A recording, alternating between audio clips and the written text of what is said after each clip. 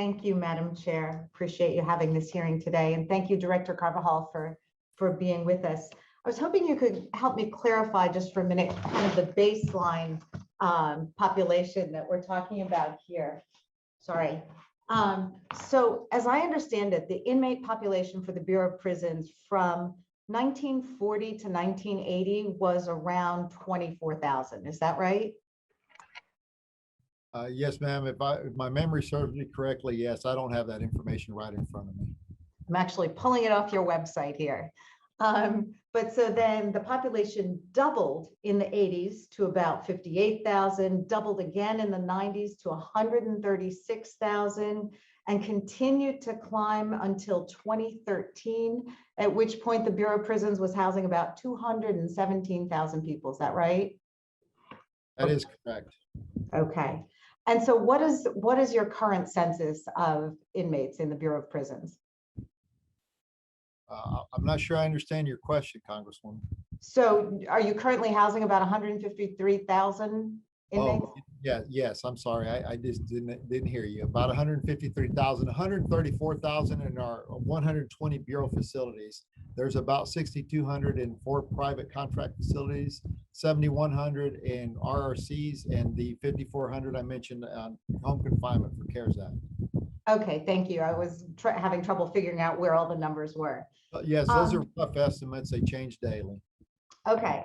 And I think everyone on the committee knows that by the time we got to, 2013 or so, we had widespread agreement, everyone from the Koch brothers to the Obama Justice Department saying we are over-incarcerating people in this country. And it's a huge financial drain as well as a huge waste of human capital and a human rights problem.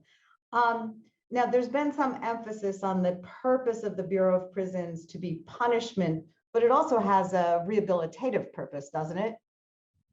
Yes, Congresswoman, I'd like to stress something that we're not here for punishment. The taking of their time by the courts and the criminal justice system, that's the punishment. We're here to house people that are remanded to our custody, and more importantly, to prepare them to reenter society, keep them safe while we're here. We're not here as punishment. That's not how we look at this agency.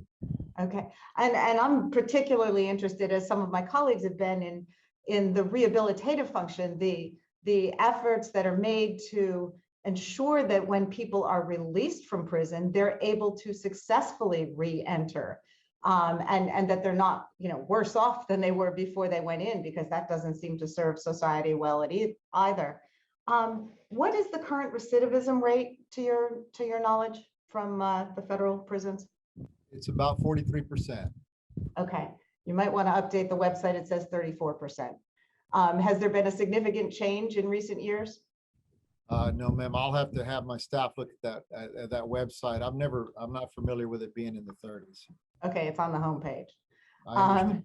Okay, so with respect to my colleague Ms. Dean talked a little bit about some of the educational programs.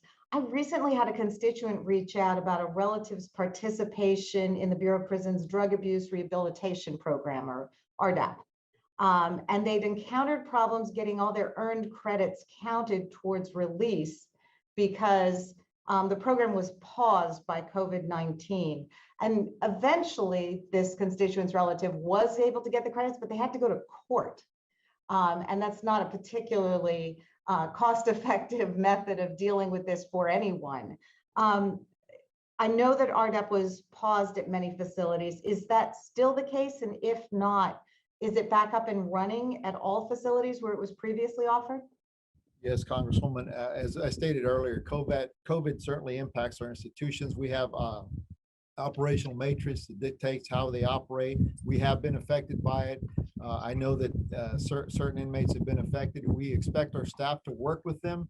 I'm not familiar with the particular case you're talking about, but we can certainly get back with you on that, the specifics of that case. But otherwise, we go to the point of trying to work with them so that they can benefit from home confinement, finishing the program, getting their time credits. The whole goal is for them to get the time credits.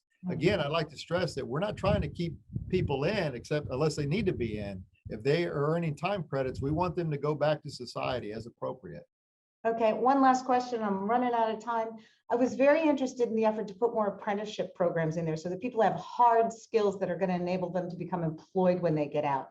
How, what is the trajectory on that? How many places have apprenticeship programs, and what efforts are being made to expand that? We're Your time has expired. Director, I'll allow you to answer the question. Thank you. Thank you. Congresswoman, we can get back with you with that specific information. We are working with Department of Labor to grow that program. Okay, thank you. Appreciate it. Yield back. Thank the gentlelady.